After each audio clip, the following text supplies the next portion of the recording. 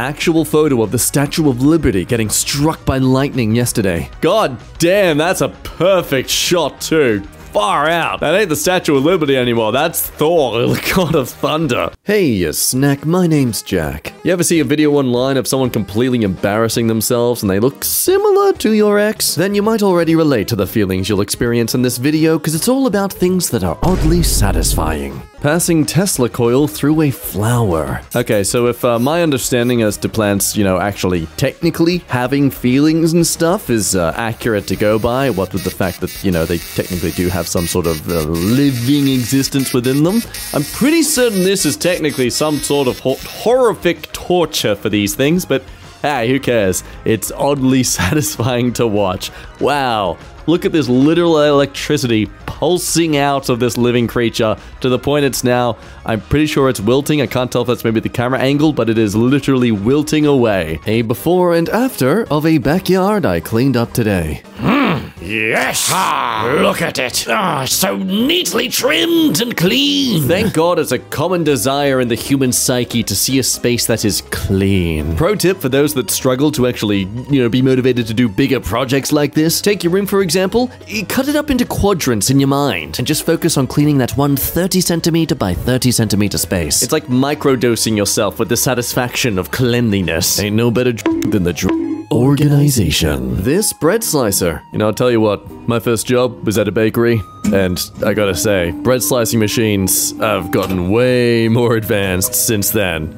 Technically, this one's a lot slower than my experience, but man, it's so much neater. I'll give it that. Just damn, that is some accurate chopping. Just imagine your hand being there, though. What a great way to encourage someone who owes you money, don't you think? The perfect cat paw in snow. What really fascinates me about this is that there are no other paws. It's like either the cat is an exceptional jumper after one step, or it clearly what's most likely what happened here. It put one foot in the snow, was like, frick no, and left. Back inside, sitting next to the heater for the rest of the day. This perfect check mark. Damn, no, wait, that's like genuinely drawn? That wasn't just printed? Far out, you gotta get into calligraphy. I mean, just look at that clean stroke. Oof. The art of wrapping circular objects flawlessly. So we start with a triangle. We do some weird paper airplane thing. What the hell? Oh my goodness, they're making like some sort of famous star. No, never mind. No, okay, we're going in the other direction now. Excellent. Just making a giant fancy star. See, I would immediately fail this because I can't make things look straight. I've tried. I mean, I stand in front of my mirror and nothing. Anyway, this thing's folding. Yep, cool. My brain. Hey, Jack, what are we looking at? Oh, someone folding some paper into a gift. Hey, you know what? You should make a comment about how you look gay in front of the mirror. The way all these croissants are laid out prior to baking. It is always so strange to me how things don't look edible, but turn out to be one of the most scrumptious things ever. Just like you, who's watching this video right now before your eventual glow-up. Take me, for example. Here's me when I was about 13. And here's me now. Eyes up now, buddy. You want to get that unpixelated, you have to subscribe to my OnlyFans. Clean excavator dig. And this is why man must dig. Man must build. Man must change the earth. Not to make a better society or do anything of that kind. It's purely to dig deep enough that we get to do satisfying things like this. Just grab that clay, that mud, whatever the hell that stuff is. I don't care. It just needs to be dug up so we can just go, ooh, every time we do it. Removing a huge blockade for a drain. So this is honestly insane. I thought at first, yeah, I can speak English, that this was an animal of some kind, like a fish, but no, okay, it makes more sense. It's just, what? A giant long piece of turf that somehow got sucked into a single pipe. I mean, this thing's huge. It's clearly at least 6 inches long. Seriously, look how long it just keeps going. You think he's stopped, but nope, it's still going. It's still going. And now it's finally out. Anyway, ladies and gentlemen, I thank you for attending this demonstration on the effectiveness of laxatives. Please take some samples on your way out. From egg to adult. Oh, okay. It was just too big all of a sudden. I wasn't ready, okay? Some of these are actually really cool, but because they fling their fingers and stuff around as they suddenly pop up, it freaks me out. This is... God, some of them are just so tiny. Wait, hang on! So, what? That was a shell! No, wait, I gotta pause this. What the frick? What? Hang on, what? What was that? Maybe a hermit crab? I'm so confused. Some of these, I swear, are actually Pokemon and they're not bugs at all. This is insane. Okay, hang on. I gotta get back in sync with this video. Okay, I'm at 36 seconds now. Jesus Christ! What the frick was that thing? That's huge! Oh my God! What is... Okay, ladies and gentlemen, some of these bugs are an example as to why, you know, maybe it's okay for some species to go extinct. I'm just saying... Look, I don't want to play God, but... Ew, you know? Just ew. If something's ew, it's okay for it to not be around anymore. That's a subjective view that's totally healthy to have. This boiling egg timeline. Thanks to whoever created this. Well, there you have it, folks. A nice little guide for 15 minutes, 14 minutes, 13, 12, 11, 10, 9, 8, 7, 6, 5, and 4, where I assume you're so impatient you just eat it with the shell. The gradient in this building during sunset are reflective blue tint glass windows, encouraging the declining of the local bird population since whenever they were built. That is a very satisfying gradient, though. I love that you can literally almost separate each little tint of gradiency. Yep, that's a word. Hang on. Nope, it's not a word, but it is a smart scaling solution for home contractors. Gradiency, marketing agency. There we go. Free advertising. Because if there's one thing we know about our audience here at EmKay, it's that all of you can afford a home. I thought it was satisfying to watch the hole get filled. And here we have a very satisfying spinny thing. But oh, what's this? Something's come in the way and has ruined the peaceful tranquility of this spinny thing. In a way, it's kind of like when bad things happen in our lives. Sure, they leave a large dent on our routine of contentment and happiness and peace, but over time, as long as you keep pushing forward, you keep moving along, eventually, it's almost as if it was never there in the first place. Guy demonstrates how to create a custom ambigram. That's a new word I've never heard before. Okay, so this seems to be some of that calligraphy talent that I recommend the person who can draw nice, very neat ticks to start up in. So the comment here is saying something about this is the hardest name, you can't do it. Clint, because the K and the T are... okay. Oh, right, so I'm assuming it's just being able to do it upside down? What? What? Okay, what is an ambigram? Hold up, we're gonna pause this video. Ambigram, a word or design that retains meaning when viewed from a different direction or perspective. Okay, so playing the video from here on, it's basically they're trying to consider that there are some people out there who live the life of Spider-Man and they want to still be able to read things as they're going about their day. That is honestly very considerate. You really are caring about the Spider-Man of this world. Especially how frequently they seem to jump through different multiverses. But anyway, aside from the point, this is awesome. So much for this person thinking that they couldn't do it. Suck in. You sucked in. Past tense of sucking, of course. They still did it. Nice job.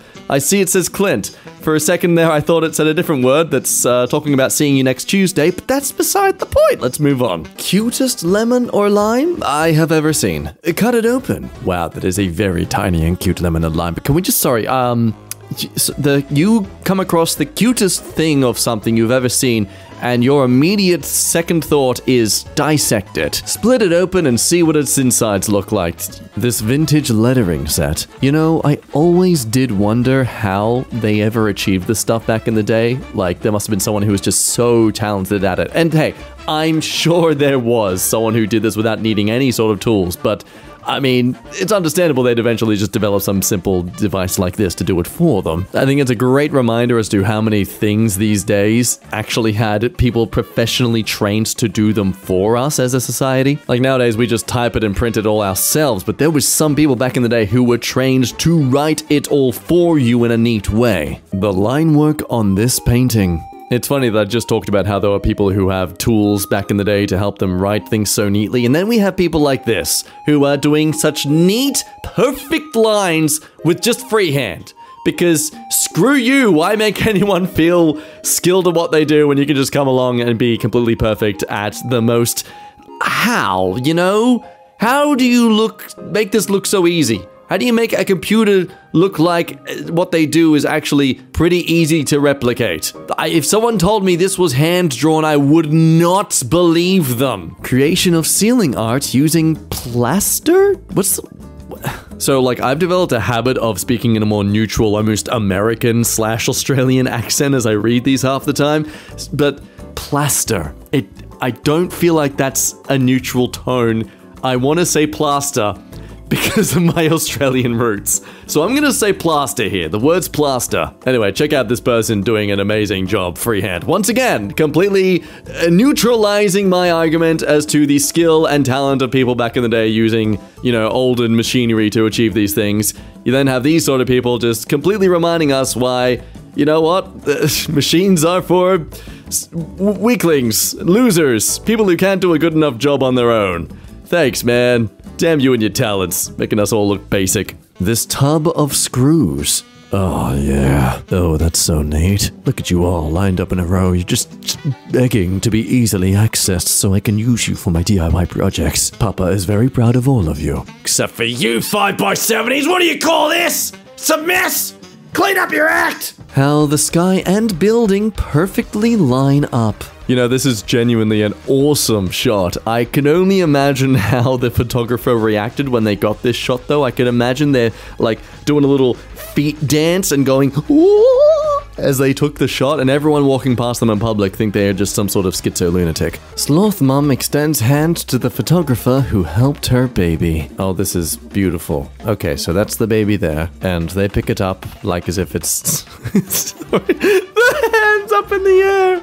Oh, it's trying to recreate being, Rose from Titanic. How romantic. So anyway, the mother collects the child and reaches its claw out as such. Now, if I recall correctly, if someone in the comments feel free to correct me if I'm wrong here, but I'm pretty certain when this was online viral a little bit ago, people were commenting that actually it does that as a way to be like, hey, I've got claws. Don't come near me or my child ever again.